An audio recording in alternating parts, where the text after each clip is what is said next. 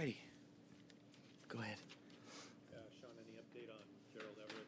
Rob They're in the same kind of status as they were. We're still day to day, and we'll see how they're feeling later on this week. But making good progress. Whether that means they're able to go or not, we haven't determined that yet. Would there be any hesitation on your part to put Rob back in there with the way Bobby has played? Yeah, Bobby's done a really nice job, and Rob's put a lot of good tape on. He's put a lot of really good film on, on display for the last couple years. So when he's ready to go, we'll evaluate that deal. But he's done a great job mentoring Bobby in the meantime, and I think that says a lot about, just the type of guy he is, and we know what a productive player he's been for us. All right, thanks, guys. You're going into the final quarter of the season. Does coaching change at all from one segment to the next? I would say it's just, it's an ongoing, evolution of staying up to date with, the constant changes that go on both with your team or with the opponent, and kind of just staying up to date with what goes on. So nothing really changes. I think, the changes occur every single day, and to be able to seamlessly handle those and have a consistency and a process and a rhythm that you want to be committed to, while also not being so set in it that you can adjust and adapt. I'd say that's probably the best way that we would look at that. And the one thing that does adjust once you get into later parts of the season, just with the way that, the physicality of this game kind of takes a toll on guys as they start to accumulate the game reps. You want to be smarter about still getting all the work you need to prepare for a game, but you do pull back a little bit physically in some of the early parts of the week. What's the challenge of going up against a Pete Carroll defense? Seems to always go after speed. When you look at it on tape, what do you see? Yeah, I think you see that. And the one thing that I think he's done such a great job of, since he's been there, and really even going back to his time at SC, there's a clear-cut philosophy, there's an identity that they want to embody, and you can see it show up on the tape. And I think that's a big thing, and you talked about it. It's physicality, it's speed, it's all about the ball, where they're relentlessly pursuing it. I mean, you look at the amount of times that they've forced more fumbles than anybody in the league. They've done a great job, especially over the last few weeks, of taking the ball away. They got a great leader in Bobby Wagner. They've added some, guys that you're certainly feeling a lot on the tape when you watch the impact that their D-line's making.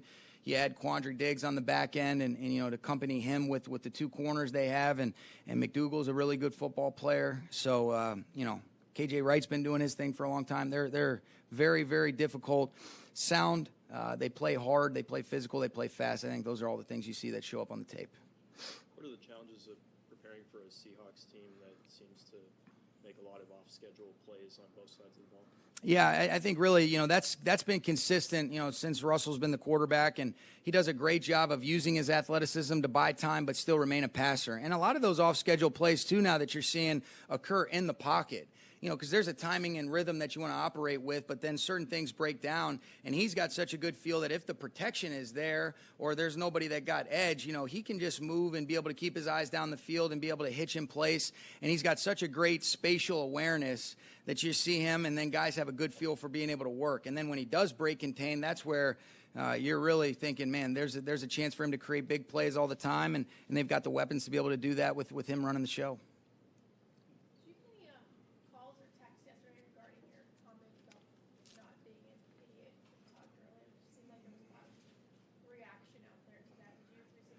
I mean, a couple of my friends, just being able to screenshot something, but I didn't see, on the internet. So. No other coaches texted you or. No, I think you try to learn from it, but if you saw it, I was saying in jest, I don't really think I'm an idiot most of the time. So. Do you think I'm an idiot? Touche. I like that. All right. Hey, shots fired. I got that. That's almost as good as her leaving the hair gel for me. All righty.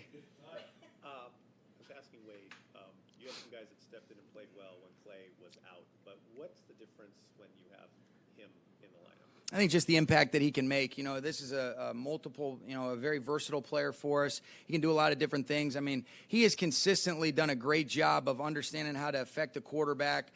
You know, he's seen so many different things, too, that he's able to anticipate and knows what to expect. So I think you're just seeing a really high level of play from him, you know, since he's been healthy, since he's been able to go.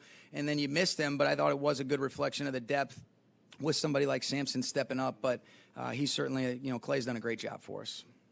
Do you feel like your defense is better equipped to handle Seattle now than it was in October? Well, I think we expect to play better in some areas. We know what a great challenge it is, but I've got a lot of confidence in our defense. I got a lot of confidence in the plan and our ability to be able to execute it while also having a healthy respect for the opponent that we're going against. So we got to be at our best. We got to make sure that we come in with the same focus, concentration, and urgency that we had going into that Arizona game. And when your best players play their best, usually, that ends up being a good thing for us. Sean, top to bottom, when you played them before, you make a kick at the end of the game, you win that game. How different are you guys? How different are they now, 2 months later? You know, you can't say because we didn't. You know, it's hard to say. I think, you know, when you look at it, you always try to just reflect on, all right, when you don't get the results that you want, all right, what are we doing to try to make sure that our process is in alignment? And even thinking back to last year, you have an appreciation for just what a fine line it is. It comes down to one possession, you end up making those plays. Both of our games against them last year come down to the last possession. We were fortunate enough to come out on the right end of that.